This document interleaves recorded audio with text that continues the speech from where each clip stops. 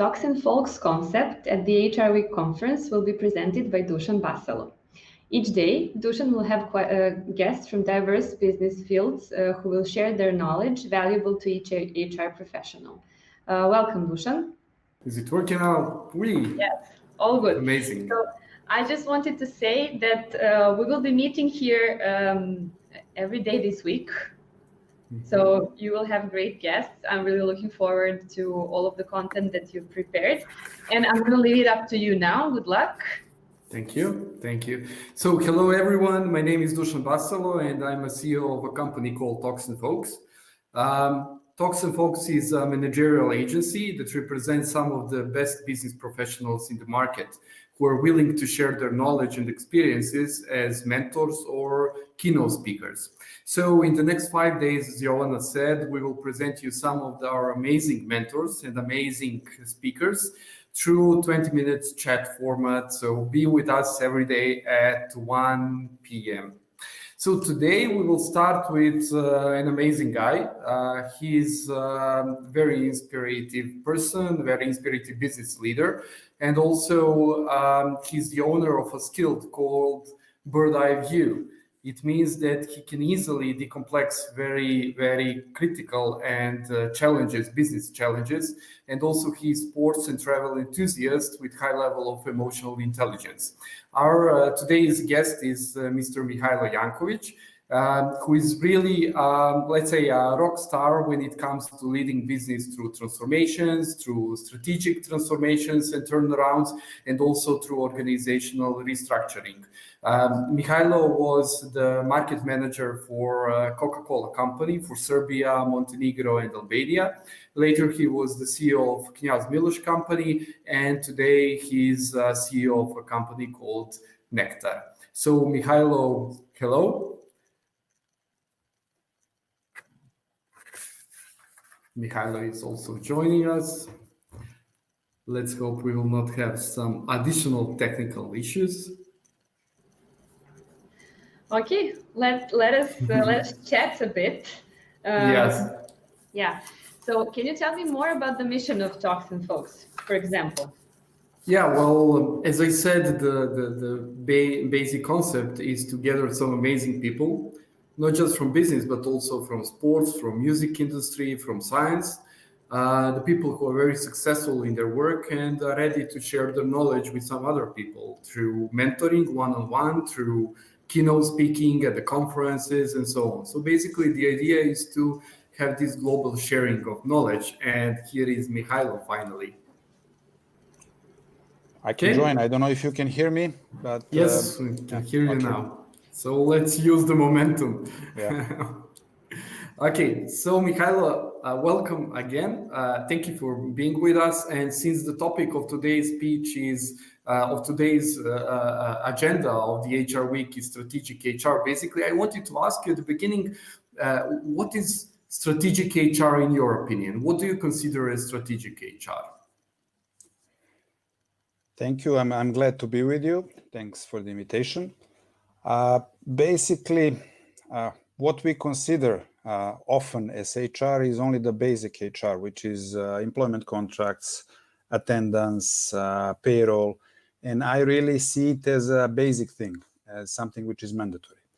For me personally, strategic HR is what is actually adding value to the company. And that is culture, that is organizational development, and that is change management. I believe that HR should be the driver of these things, because these are the things that are which are adding value. Unfortunately, currently, I'm talking about Serbia mainly, in most of the companies, HR is still, I would say, the basic level. So they're not dealing with this, I would say, things which are adding value, but in the long term. And we are all doing the long-term things. We can do something which gives results now, but basically we need not only to look at the top of our shoes, but we need to look forward, and we need to look where we are going and where the world is going, and to get prepared. So if you ask me personally, strategic HR is what is actually adding value to the company, which is organizational development, which is culture, culture and engagement, and of course the change management. Why change management? Someone might say, well, the change management, the CEO should drive it, definitely. But basically, CEO should have a vision of how he or she wants the company to look like.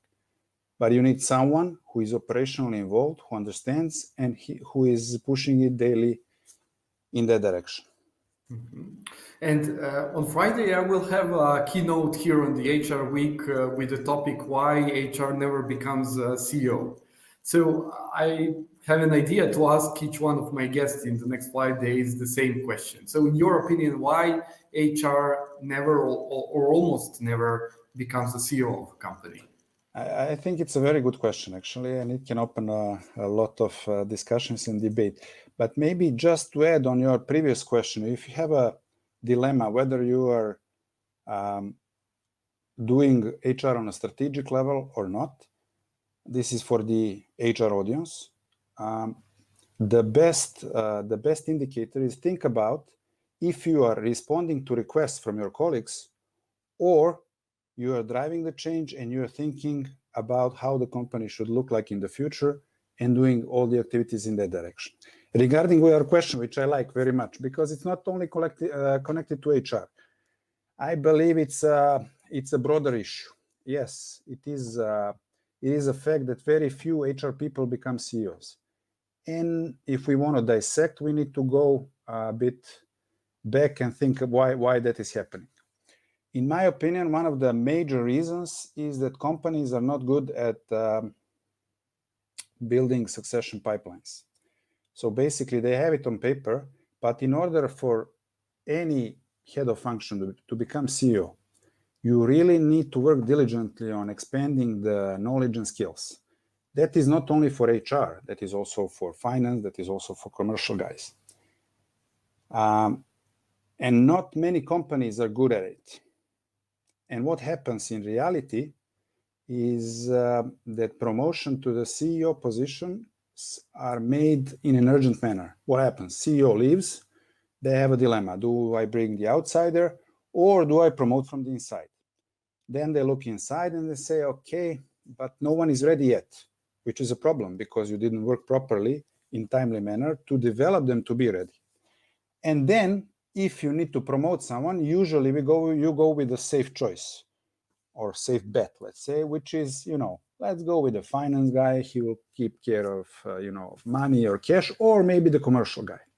Each of these people who are head of functions should have a development plan if they have the ambition. That's the other thing. So the major reason is, for me, in my head, companies are not good in implementing succession pipeline. They do not work in timely manner on really preparing the people to take over. The other thing is the ambition. In order to be ready for the next step, you need to go out of your comfort zone, which means you need to go maybe to a different department, to maybe a lower rank position, to get the experience, to broaden your knowledge, to better understand what are the needs of the organization and of different functions. This is not easy, and it's not easy, especially when you're on a senior position. When you're younger on a mid-management position, it's much easier. But when you go to the heads of function, it's not easy to make that transition and to go through that hustle. So I think for the individuals, they have to be very, I would say, open and honest to themselves. Do they have the ambition, and are they ready to make the move? Just to add, maybe, I had few lateral moves during my career. At the moment when they were happening, I kind of opposed them, didn't like them that much, and so on. 5 years later, I realized those were the best moves in my career because they made me much stronger. They gave me much more muscle and power to be able to do what I'm doing today and to be good at it.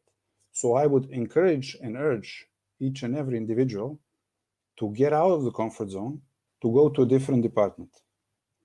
And I mentioned the CFOs and keeping the things in place. This sounds like a safe bet, but it's not. Because if you don't work on CFOs, who are usually not the people person and not the kind of leader who are inspirational, it also is not a good decision. It's not a good promotion. So you need to work from inside to prepare the development plans in order for the people to succeed in the new role. So you said that most often people who are becoming CEOs are people from CFO functions who are keeping the money, or people from commercial functions that are bringing the money. So does it mean that there is a picture that HR don't bring money and it's not good at saving money? I would say so, but again, to go a bit deeper, I would say that HR as a function, if we look at the landscape of the region, is not fully established as a, I would say, important function and role in the organization. And there are many reasons for it. We can talk about the capabilities of the people. We can talk about the understanding of the CEOs and management of the role of the HR, but we can also talk about what does it mean important function. In my experience, working with many HRs, common trap where HRs go, they start fighting with the colleagues who is more important. If you go into that battle and you need to try to convince someone that you're important, you're losing that battle. Because the best way to be and show and convince everyone that you're important is to do the work that gives them value and adds the value to organization and them. If you are doing it, no one will question if you're important or not. And I think it's a big learning, especially for HR people. And on the other hand, to be fair, sometimes it's up to the organization, which is not at the level of maturity that can accept the role of HR to be strategic, but is going toward the basic administrative things. It can also be up to the CEO, who is not understanding or not envisioning the HR to be an important role in the organization. But I think with the changes which are happening, we're now talking about or living the COVID pandemic and technological revolution, the changes are constant. That's the only constant. So organizations need to adapt. They need to change from year to year. And that's where the role of HR gets even bigger. And the role of strategic HR gets even bigger. So one last question for today is if your HR within your company, whatever it is, comes to you and says, I would like to become a CEO or to prepare myself to become a CEO one day. So what would you suggest to him or to her regarding the skills, the competencies that are needed to be built in order to become a CEO one day? First, I would say it's great to come out and say things like that, because it speaks about the ambition. It also speaks about, I would say, thorough thinking that you are ready to get out of your comfort zone and to learn new skills and knowledges. So I would really see it as a big step in their career.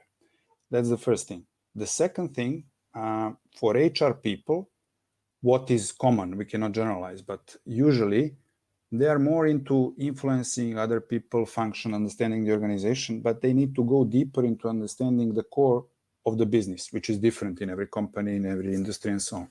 So they need to understand usually what are all the other functions and how they are actually adding value, but they need to dig deeper. That's the first thing. And the second thing, which is common for HR, is the finance part, but not the finance part in terms of the, I would say, influence of the cost of the organization people, but the finance part about the profitability of the business and the drivers of profitability and other things. Because usually HR people are not that close to it. They are distant from it. So they need to, pull their sleeves and dig deeper into that area. So I would say in terms of knowledge, those would be the two, I would say, main areas where I see HR should dig deeper in. Okay, so unfortunately we came to the end of today's talk. We had some technical issues, but I'm sure that we'll have again a possibility to speak and to chat about these important topics. So thank you, Mihailo, once again, and thank you. See you on HR Week.